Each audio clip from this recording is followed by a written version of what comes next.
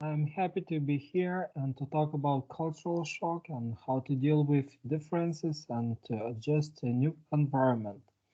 I'm Evgeny Razgulin. I'm psychologist for the international students and also lecturer at Health Psychology Department. And I hope that all of you who are listening to this short lecture are really keen to enjoy the Erasmus spirit and to go abroad, to study abroad, or to have practice. So we will talk about how you might feel during all this process. Okay, even though um, Erasmus associate to us with a very bright emotions actually, but we need to know that there might be some challenges during this process, and it's better to prepare for that and to know how it might go, not to be afraid about our own experiences. So one of the theories which talks about how we might feel during the longest stay abroad is cultural shock theory. Cultural shock is a psychological disorientation experienced by people who suddenly enter radically different cultural environment to live or to study or to work. So a change of emotions from very cheerful and relaxed can be changed to sad and depressed mood. And it might be caused by difficulties and problems in communication and adjustment. So it might go with a series of psychological confusion and emotional discomfort. I hope you will not feel these radical emotions, but still we should know that in some cases it might appear. And with most students, you still feel different emotions during this process. So according to the authors of this theory of cultural shock, there are four stages. So the first stage is a honeymoon stage. So it starts at beginning when we enter a new country with a new culture. We mostly feel like a tourist. We want to taste everything. We want to know how people live here. We are enjoying the environment, and that's the nice part of our new stay. Unfortunately, after maybe a few weeks, this honeymoon period, as all the honeymoon periods, will be finished and we will go to a negotiation process. So negotiation stage is a stage when we feel that the things which are different from our cultures are seen more in negative way. If in honeymoon period or stage, the differences between the cultures are seen more in positive way. In negotiation stage, it will be seen in more negative way. So on this stage, we will find out that there are more problems maybe than we expected, for example, and that it's difficult to solve some of them, or it takes more time to solve some problems which were easy to solve at home because of communication differences, because of not knowing the local language so well, because of cultural differences. But thanks God, this period and stage also finishes, so it's temporary, and you will go to a more adjustment process. And adjustment stage is the stage where you learn how to solve the problems. You have created already some social network. You have better social support network here, and also everything looks more like normal. You will make up your everyday routine here, so your emotions will not swing so much as it was during the honeymoon and especially during negotiation process. And then we have the fourth stage, which is mastery stage. So that's the stage where you feel that this new place is your new home. and everything looks more normal. You can solve and manage almost all the problems you are facing. This picture illustrates this process of adjustment or cultural shock. So from honeymoon, where everything looks more positive, to negotiation, where everything is seen from more negative perspective, and then to adjustment and mastery stage. I like this picture also, which I present here, because it shows that this adjustment process might be like a roller coaster. So, and you can see how emotions are swinging from cheerful and joyful emotions to more depressed and anxious emotions. But we need to know that all these emotions are temporary and it's worth it.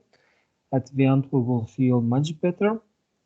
And also, we can see that after Erasmus process, we will go back home. So we will need to adjust once again to our country. So once again, we will compare our culture to the cultures which we already will get to use during the Erasmus exchange.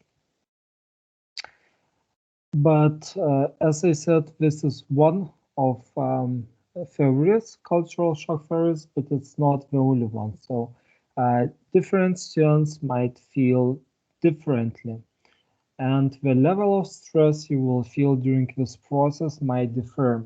Okay, so if you are more open to the new things, to new experiences, if you are more tolerant to the differences, if you are more social, if you have good communication skills and you have better language skills, English language skills or the local language skills, then and also if you have more multicultural experiences, if you traveled a lot before, if you have lived a lot, lived in the different countries before, so it might be easier for you to stay at Erasmus Place. And your stress level might be unaffected, like in this picture in the middle, or your stress level might be, as I told, about cultural shock. So first of all, it might be normal, then it might go higher during adjustment process, and then it will drop to a normal level. For some, it might be more stressful at the very beginning. Me myself, I was doing Erasmus in Spain, and I remember that the first days or weeks were quite stressful because we needed to work on some official things with the university to find the apartments to live and to adjust to new weather, new environment.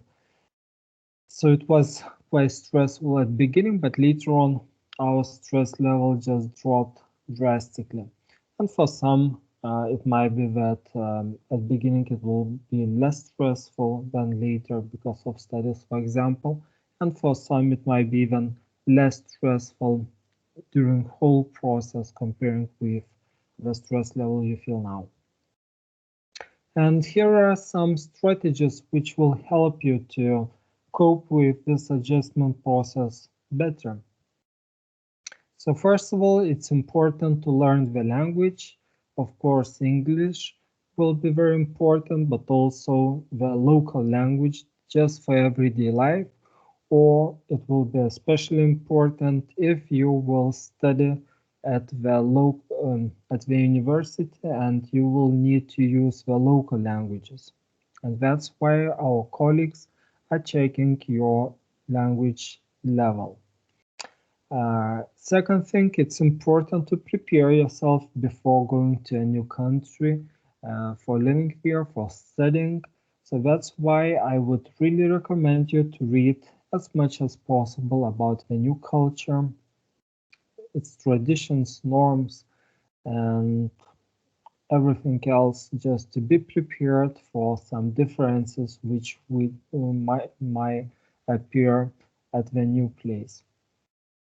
Also, it's important to accept the new culture and to understand that all cultures are relevant. Uh, what does that mean, relative? Yeah. So what does that mean? It means that there is no good or bad cultures. Okay, it depends on history, on social context. So it's important to be tolerant, and even though we might not like some parts of it, we need to understand how people live and just tolerate it. Um,